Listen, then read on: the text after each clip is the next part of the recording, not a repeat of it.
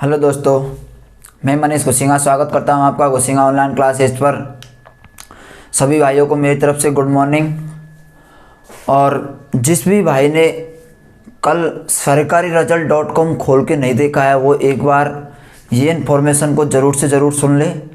कल 1 लाख स्टूडेंट्स के लिए रेलवे ने 22 फरवरी को एग्ज़ाम देने का ऐलान किया है। मतलब कि आप अपना रोल नंबर चेक कर सकते हैं sarkariresult.com पर जाकर कि हमारी एग्ज़ाम है या नहीं है। तो दोस्तों मैंने तो चेक किया है, मेरी तो है नहीं, तो आप भी चेक कर सकते हो कि आपकी है या नहीं। जिनका 4th फेज में नहीं आया था वो स्टूडेंट एक बार फिर से जाके sarkariresult.com चेक करें और उस पर जाके देखें कि मेरी एग्ज़ाम है या नहीं है। जिन स्टूडेंट का अभी तक एग्ज़ाम में नहीं आया है तो उनको ज़रूर से ज़रूर देखना है, वरना आपको पता नहीं चलेगा, आपके एग्ज़ाम हो जाएगी और फिर तो आपको पता है क्या होगा। दोस्तों हम पढ़ रहे थे एलजेब्रा की। अब तक हमने बहुत सारी क्लासें कर चुके हैं, अब थोड़ा ही मैटर हमारा एलजेब्रा का बचा हुआ है।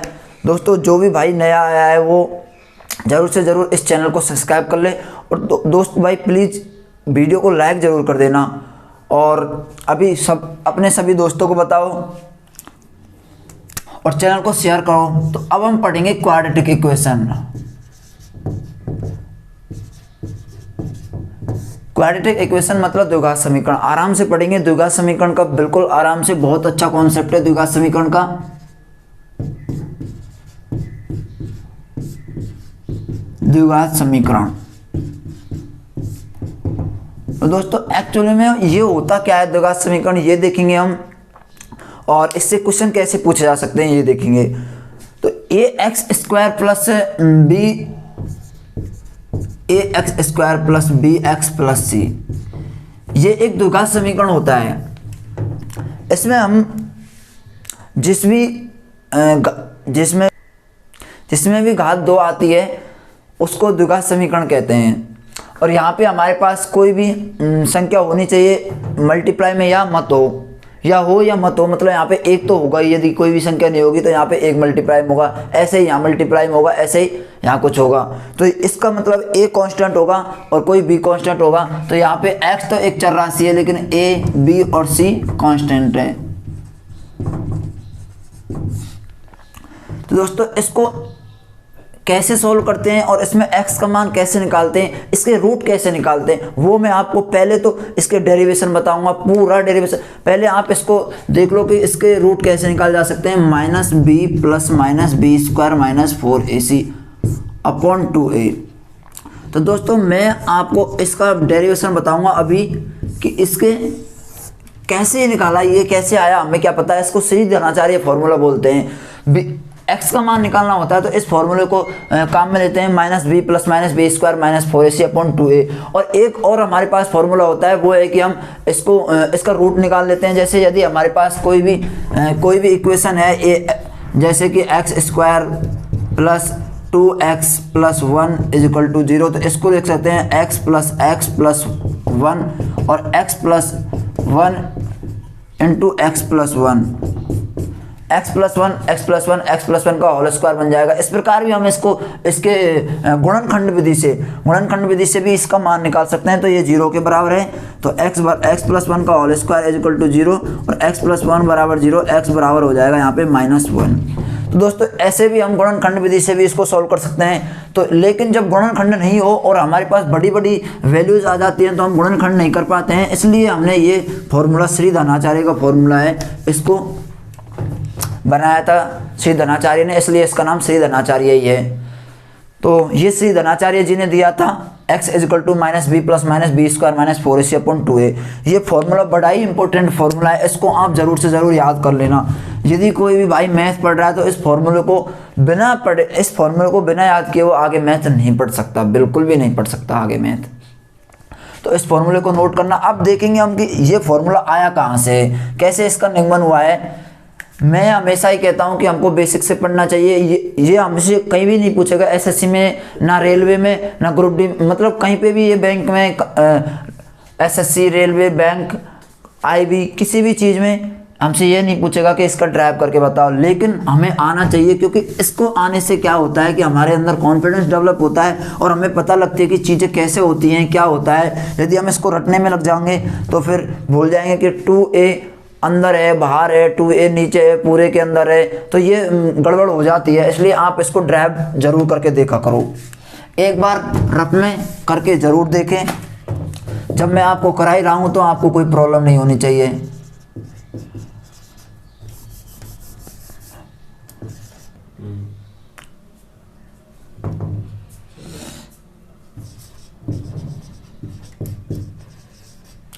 क्वाड्रेटिक इक्वेशन,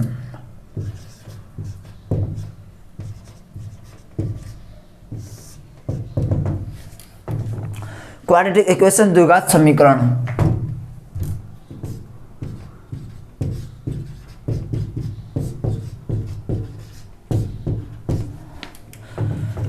द्विघात समीकरण, इसको हम कैसे सॉल्व करेंगे तो आइए देखते हैं। ये हमारी द्विघात समीकरण होते हैं A X square plus B x plus C equal to 0। अब इसमें हमें x का मान कैसे निकालेंगे, x का मान निकालने के लिए क्या करना है दोस्तों, आइए देखते हैं और इसका निगमन हम कैसे करते हैं। इसमें हमें सबसे पहले क्या है कि ये a है, इसको नीचे लाना है, मतलब कि एक्स स्क्वायर का गुणांक 1 बनाना है। एक्स स्क्वायर का गुणांक हमेशा 1 बनाएंगे। यदि हम पूर्ण वर्ग भी बनाते हैं तो एक्स स्क्वायर का गुणांक 1 बनाते हैं, तो एक्स स्क्वायर प्लस a का भाग दे देंगे दोनों साइड, b बटे ए एक्स प्लस सी बटे ए। जब इधर भाग देंगे तो ये इससे ये कट जाएगा, यहाँ पे b अपॉन ए आ जाएगा, यहाँ पे c अपॉन ए आ जाएगा, और 0 में किसी भी संख्या को भाग दो उसका मतलब भी 0 ही होता है। तो दोस्तों ये आ गया हमारे पास। अब इसको एक प्रकार से पूर्ण वर्ग ही बना रहे हैं हम, पूर्ण वर्ग बना के और इसका x का मान निकाल रहे हैं। पूर्ण वर्ग की विधि आपने पढ़ी होगी कि सर्वप्रथम हम x का गुणांक 1 बनाते हैं, फिर एक्स स्क्वायर का गुणांक 1 बनाते हैं, फिर x के गुणांक का आधा का स्क्वायर करके एक बार जोड़ देते हैं और एक बार घटा देते हैं। यही पूर्ण वर्ग विधि थी। तो एक्स स्क्वायर का गुणांक हमने 1 बना लिया है, इसका a का नीचे भाग दे दिया है। अब x के गुणांक का आधा लिखेंगे हम, तो x का गुणांक का आधा लिखने के लिए हमें क्या करना पड़ेगा, X square plus 2b X upon A into 2, मतलब कि इसका आधा लिख दिया मैंने। x को बाहर रख देते हैं, तो 2 का ऊपर नीचे गुणा करना पड़ेगा तभी तो आधा होगा, वरना ऐसे कैसे चल जाएगा कि 2 नीचे गुणा कर दिया और ऊपर गुणा ही नहीं किया। मैथ का एक रूल होता है दोस्तों, यदि हमने ऊपर मल्टीप्लाई किया है तो नीचे भी मल्टीप्लाई करना पड़ेगा। यदि बराबर के इधर प्लस किया है या माइनस किया है तो इधर भी प्लस या माइनस करना पड़ेगा। यदि प्लस किया है तो माइनस करना पड़ेगा, मतलब कि इक्वेशन को सेटिस्फाई जरूर से जरूर कराना पड़ेगा। Plus C upon a is equal to 0। अब क्या करना है, इसका स्क्वायर करके एक बार जोड़ देना है, एक बार घटा देना है, बस ये करना है इसमें, इस इक्वेशन में, जिससे कि कोई फर्क नहीं पड़ेगा। अगर हम 2 से 2 हटा देंगे तो यही इक्वेशन आ जाएगी, कोई फर्क नहीं पड़ेगा। 2b upon 2a into x plus b square upon 4a square minus b square upon 4a square plus c upon a बराबर 0। दोस्तों मैंने क्या किया है, इसका आधा करके स्क्वायर करके जोड़ दिया और एक बार घटा दिया है। यही पूर्ण वर्ग विधि का वो होता है। एक बार फिर से बोल देता हूँ, पूर्ण वर्ग विधि क्या होती है, एक्स स्क्वायर का गुणांक 1 बनाते हैं और एक्स के गुणांक का आधा करके उसका स्क्वायर करके जोड़ते हैं और घटाते हैं। तो एक्स का गुणांक का आधा कर लिया, फिर इसका स्क्वायर करके जोड़ और घटा दिया। अब हमारे पास क्या है, x plus b upon 2a का होल स्क्वायर बन गया है, क्योंकि एक्स स्क्वायर प्लस 2ab, ए का मान ये रहा, सॉरी ये बी का मान है, ये का मान है, तो 2ab और बी स्क्वायर अपॉन इसका स्क्वायर निकल के आएगा, यही आएगा। तो हमारे पास ये आ गया। अब तो हमारे पास बचा क्या, plus C upon A minus B square upon 4a square बराबर 0। ये हमारे पास बचा है। अब मैं इसको इधर लिखूंगा, इधर नीचे जगह पर कम पड़ गई, तो x plus b upon 2a का होल स्क्वायर। अब हम क्या करते हैं, इसको इधर ट्रांसफर कर देते हैं। जब इसको इधर ट्रांसफर करते हैं तो हमारे पास आता है b square upon 4a square minus c upon a। अब क्या करेंगे दोस्तों, इसमें हमें x plus b upon 2a, इसका स्क्वायर हटाने के लिए हमें दोनों साइड अंडर रूट करना पड़ेगा। तो अंडर रूट करेंगे और इसका पहले हम लघुत्तम ले लेते हैं, तो इसका लघुत्तम आएगा 4a स्क्वायर। 4a स्क्वायर से 1 गया तो 1 का मतलब यहाँ पे b स्क्वायर आएगा, 1 का गुणा 1 के साथ होगा। a स्क्वायर से a का इसमें भाग देंगे, जब 4a बचेगा तो 4ac आ जाएगा। यहाँ पे आप सभी लघुत्तम लेना तो जानते होंगे। और अंडर रूट यहाँ से स्क्वायर हटा दिया तो अंडर रूट आ जाएगा यहाँ पे। अब हमारे पास ये आ गया x plus b upon 2a equal to b square minus 4ac upon 4a under root के अंदर। तो इस 4a को जब हम अंडर रूट से बाहर निकालेंगे तो 2a निकल के आएगा और इसको हम इधर भेजेंगे x बराबर माइनस बी बटे 2a प्लस माइनस में आता है हमेशा, अंडर रूट प्लस माइनस में होता है, plus minus B square upon 4ac upon 2a। तो दोस्तों यहाँ भी 2a यहाँ भी 2a, तो दोनों को एक साथ रख देंगे हम, x बराबर minus B plus minus B square upon B square minus 4ac upon 2a।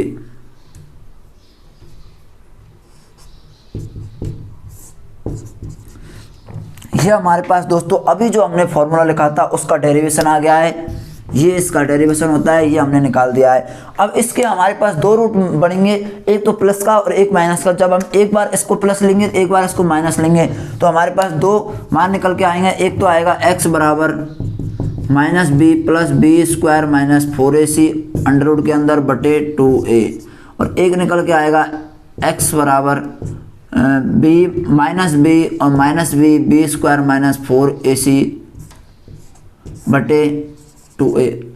तो दोस्तों ये दो मूल निकल के आते हैं। किसी भी द्विघात समीकरण के हमेशा दो मूल होते हैं, जितने उसकी घात होंगी उतने उसके मूल होंगे। ये यदि आप मैथमेटिक्स के स्टूडेंट रह चुके हैं, हायर एजुकेशन आपने मैथ से की है तो ये आपको पता होगा, और यदि नहीं की है तो आज जान लो कि जितनी स्क्वायर होती है, जितनी घात की स्क्वायर होती है, जितनी x की घात होती है उतने ही मूल होते हैं। यदि x की घात 1 होगी तो वो लीनियर इक्वेशन होगी, रैखिक समीकरण होगी, उसका मतलब उसकी मूल भी 1 होगा। यदि 2 घात होंगी x की तो द्विघात समीकरण है, मतलब उसके 2 मूल होंगे, और यदि x की घात 3 होंगी तो उसके 3 मूल होंगे, और x की घात 4 होंगी तो उसके 4 मूल होंगे। दोस्तों इसको आप जरूर से जरूर छाप लेना, ये एक अच्छा कॉन्सेप्ट है। मैं इसको अब हटा देता हूं क्योंकि अब इसके आगे सॉल्व करेंगे। ये तो हमने x का मान कैसे निकाले, इसका निगमन क्या है, अब मैंने आपको बता दिया है फुल। आप इसको नोट कर लो, स्क्रीनशॉट ले लो, कुछ भी कर लो, ये आपकी जिम्मेदारी है कि आपको इसको नोट करके जरूर से जरूर रखना है। ये हमेशा एग्जाम्स में आने वाला फॉर्मूला है और इसके बिना मैथ पढ़ी नहीं जा सकती। ये है दोस्तों।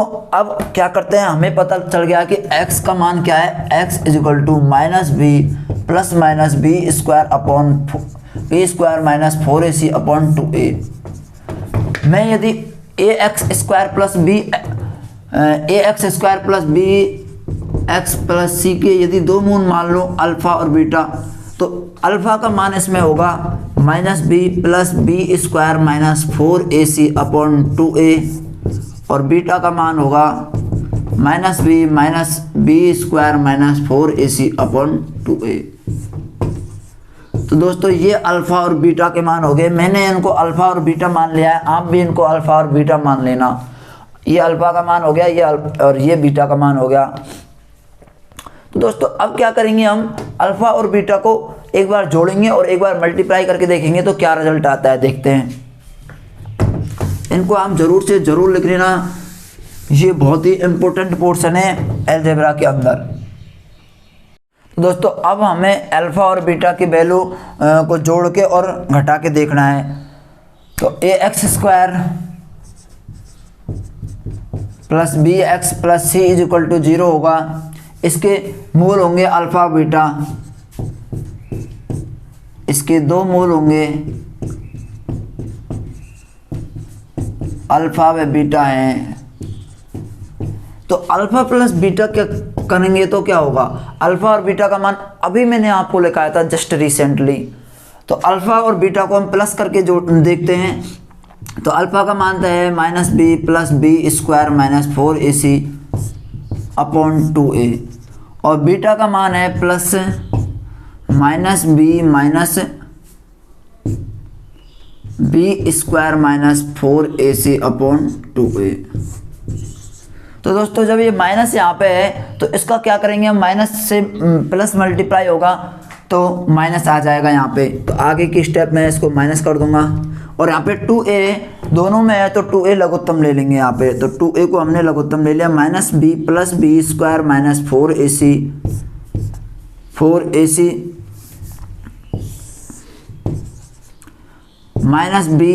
Minus B square -4ac। तो अब क्या है कि b² - 4ac से b² - 4ac कट जाएगा, क्योंकि दोस्तों यहाँ पे ये प्लस का है और यहाँ पे माइनस का साइन है, तो प्लस और माइनस आपस में कट जाते हैं। तो अब हमारे पास क्या बचा, -b और -b, मतलब कि -2b बटे 2a। 2 से 2 कट जाएगा दोस्तों, हमारे पास बचेगा alpha plus beta is equal to b/a minus का -b/a। दोस्तों ये बहुत ही इंपॉर्टेंट टर्म्स है। इस द्विघात समीकरण में थोड़ा सा इंपॉर्टेंट पोर्शन ही है बस, और रेलवे में तो थोड़ा सा पूछा जाता है, बस इसके मूल निकालना आता है कि इस एक इक्वेशन दे देगा हमसे और उसके मूल निकालने के लिए बोलेगा हम। बस बैंक वगैरह और एसएससी वगैरह में थोड़े लेवल से क्वेश्चन आते हैं, लेकिन रेलवे में थोड़े ही छोटे लेवल के क्वेश्चन आते हैं, 100% पे इस कॉन्सेप्ट पे बेस्ड क्वेश्चन आते हैं। यहाँ पे मैंने अल्फा और बीटा का मान निकाल दिया -b/a। आप इनको बस लिखते चलिए, मैं आपको बता दूंगा कि कैसे क्वेश्चन आते हैं और कैसे एग्जाम्स में क्वेश्चन पूछे जाते हैं। मैं आपको यहाँ पे सब कुछ बताऊंगा, बस दोस्तों आप ज़रूरत है तो आपके बने रहने की। अल्फा और बीटा का मान -b/a होगा, ये मैं अब हटा देता हूँ। अब हमें क्या करना है, अल्फा इंटू बीटा का मान निकालना है। इसके दो मूल अल्फा और बीटा है, तो मैं यहाँ पे इसके इस रिजल्ट को लिख देता हूँ। अल्फा और बीटा का मान -b/a होगा। अब हमें क्या करना है, अल्फा और बीटा का मान निकालना है। तो दोस्तों अल्फा और बीटा का मान निकालने के लिए क्या करना है, अल्फा डॉट बीटा बराबर -b plus b² - 4ac/2a into -b² - 4ac/2a। दोस्तों 2a से 2a मल्टीप्लाई होके 4a हो जाएगा और नीचे हमारे पास 4a² आ जाएगा। a का a² हो जाएगा, 2 का 2 से 4 हो जाएगा। अब यहाँ क्या है, -b है, इसको आप a मान लो, a प्लस b, इसको a मान लो, इसको b मान लो, तो ये हमारे पास क्या a प्लस b, फिर इसको a मानेंगे और a माइनस b, तो हमारे पास क्या निकल के आएगा, a² - b²। जब दोस्तों हमने देखा था a प्लस b और a माइनस b को जब हम मल्टीप्लाई कर रहे थे तो a² - b² निकल के आ रहा था। तो अब यहाँ से क्या निकल के आएगा, a का स्क्वायर मतलब -b का स्क्वायर, माइनस है वहाँ पे, तो b का स्क्वायर मतलब इसका स्क्वायर, इसका या इसका, तो -b² - 4ac। जब इसका स्क्वायर करेंगे हम तो यहाँ से अंडर रूट हट जाएगा।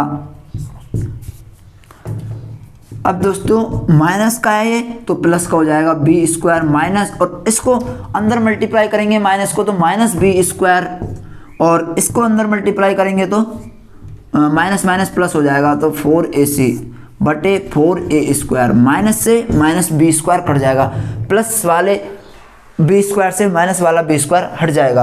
अब हमारे पास बचा 4ac बटे 4a², 4 से 4 कट जाएगा, a से a कट जाएगा, हमारे पास बच जाएगा c/a। तो अल्फा डॉट बीटा का मान हमारे पास आ गया दोस्तों, अल्फा इंटू बीटा बराबर c/a। इसको भी आप नोट कर लो, मैं जब भी साइड में होता हूं इसका मतलब है कि आपको स्क्रीनशॉट ले लेना है। दोस्तों ये अब मैं हटा देता हूं।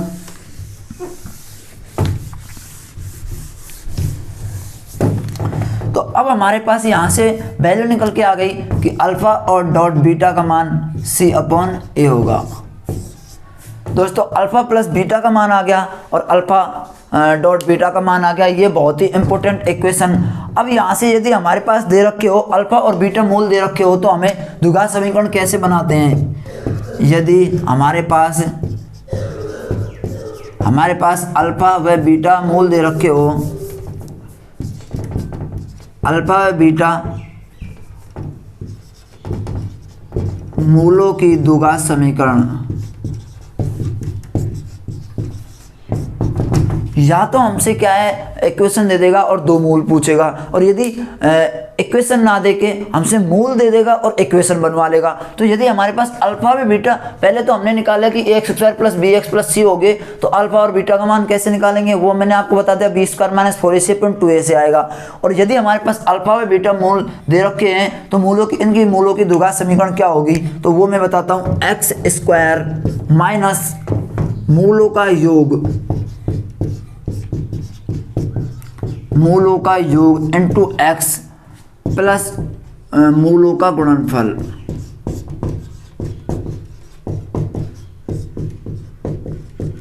बराबर 0। दोस्तों मैंने अभी आपको मूलों का योग भी करवाया है और मूलों का गुणनफल भी करवाया है। मूलों का योग क्या है, अल्फा प्लस बीटा बराबर माइनस बी अपॉन ए। तो यहाँ से हम क्या कर लेंगे, एक्स स्क्वायर माइनस अल्फा और बीटा रख दो यहाँ से, alpha plus beta into x plus alpha dot beta बराबर 0। इससे हम निकाल लेंगे। इसका मतलब क्या है, यदि हमारे पास एक्स स्क्वायर अल्फा और बीटा का योग क्या है माइनस बी अपॉन ए, तो माइनस से प्लस हो जाएगा b upon a plus alpha dot beta c upon a. फिर वही इक्वेशन हमारे पास आ जाएगी x square plus B x square. जब हम इसको ए को इधर ट्रांसफर कर देंगे तो हमारे पास इक्वेशन आ जाएगी A X square plus B x plus C बराबर 0। दोस्तों मैंने आपको रिवर्स और उल्टा सीधा सब तरह से समझा दिया है। यदि आपको इक्वेशन दे रखी हो तो अल्फा और बीटा का मान कैसे निकालते हैं, यदि अल्फा और बीटा दे रखा हो तो इक्वेशन को ऐसे निकालते हैं, ये यहाँ। लेकिन आपको सिर्फ इसको याद करना है, एक्स स्क्वायर माइनस मूलों का योग इंटू एक्स इंटू मूलों का गुणनफल। तो दोस्तों इसको अब मैं हटा देता हूँ यहाँ से, आप इसको नोट कर लेना, स्क्रीनशॉट ले लेना।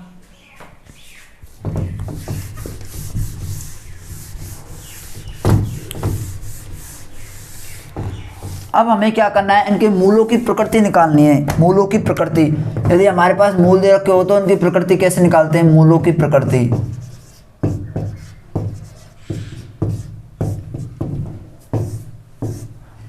बस ये थोड़ा सा और इम्पोर्टेंट है, उसके बाद हम क्वेश्चंस पे आ जाएंगे। तो मूलों की प्रकृति निकालने के लिए क्या करते हैं, बी स्क्वायर माइनस 4ac का मान, यदि हमने निकाला था ना अल्फा एक्स का मान b minus B plus minus B square minus 4ac upon 2a, उसमें ये है बी स्क्वायर माइनस 4ac।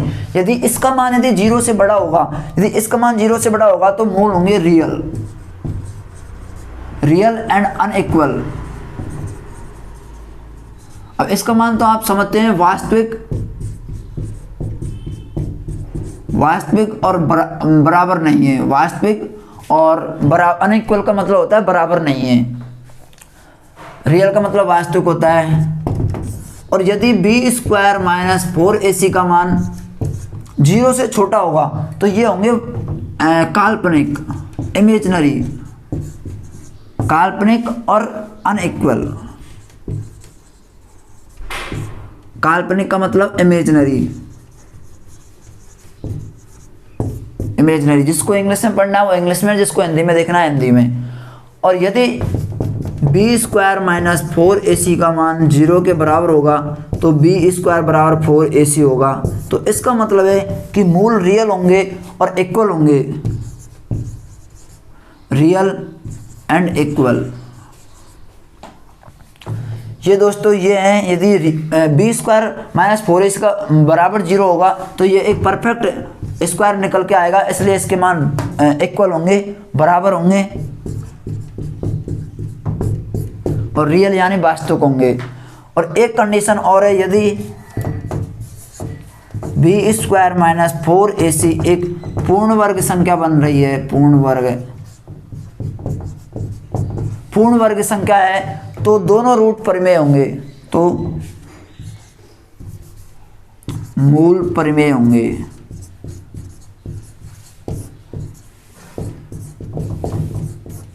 ये हमको याद करने हैं, ये और थोड़े से कॉन्सेप्ट है, बस इनको आप याद कर लेना, इनको याद कर लेना, रट लेना बिल्कुल, क्योंकि इनसे भी एग्जाम्स में क्वेश्चन पूछे जा सकते हैं।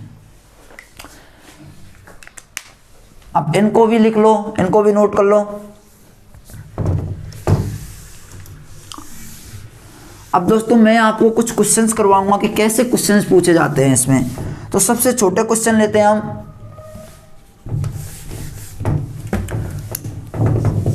और अच्छे से अच्छे क्वेश्चनों की प्रैक्टिस हम कल करेंगे, 10-12 क्वेश्चंस की प्रैक्टिस करेंगे इस पे कैसे इस पर क्वेश्चन बनते हैं। लेकिन यार आज हम थोड़े से एग्जांपल कर लेते हैं। यदि हमारे पास X square plus 4x plus 2x plus 1 दे रखा होगा तो इसके मूल निकालिए। तो इसके मूल कैसे निकालेंगे, या तो आपको आता है तो गुणनखंड विधि से निकालो। मैं आपको ऑप्शन लिख देता हूँ कि इसके मूल होंगे 1 1 -1 -1 और 2 -2 और 0 और 1। दोस्तों दो मूल इसलिए आ रहे हैं क्योंकि द्विघात समीकरण है, इसलिए अब इसमें से हमें ऑप्शन में चेक करना है। एक मेथड तो हमारा ये है एग्जाम में सीधा कि आपको क्या करना है, ऑप्शन देखते, ऑप्शन में x का मान क्या है, -1 रखना है, -1 रखो, -1 स्क्वायर -2 + 1 1 -2 + 1 + 1 1 2 2 -2 = 0। इसका मतलब सेटिस्फाई कर रहा है, तो ये आंसर हो जाएगा। एक तो एग्जाम्स में करने का ये तरीका है, लेकिन इतना इजी नहीं आएगा, तो उसके लिए हमें बेसिक भी सीखना जरूरी है। तो उसका बेसिक क्या है इसका, यदि हमें इसका गुणनखंड आते हैं तो सीधी अच्छी बात है, x² + x + x + 1 = 0 और x यहाँ से कॉमन ले लेंगे, x + 1 + 1 कॉमन ले लेंगे यहाँ से, x + 1 = 0 और x + 1 × x + 1 = 0, x + 1 का होल स्क्वायर = 0 और x + 1 = 0, x = -1। ये हमारा गुणनखंड विधि से हो गया, x का मान हमने -1 निकाल दिया। अब आप सोच रहे होंगे कि यहाँ पे एक ही मान आया, लेकिन यहाँ पे x + 1 और x + 1 थे, इसलिए एक और आ जाएगा -1। ये तो हमारा गुणनखंड विधि है। गुणनखंड विधि का मतलब होता है कि इन दोनों का योग, इन दोनों का गुणा और इसका योग बराबर होने चाहिए।